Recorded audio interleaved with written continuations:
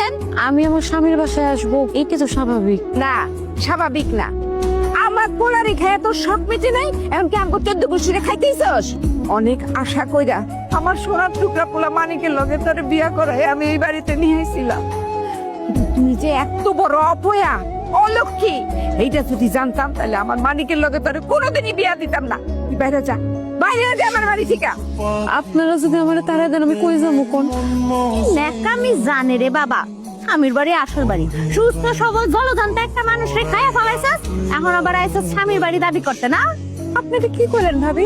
আমি আমার স্বামীরে খামু কেন? ওই সব চলে যা। তোর আর তোর মায়ের জন্য এবার তো কোনো জায়গা নাই।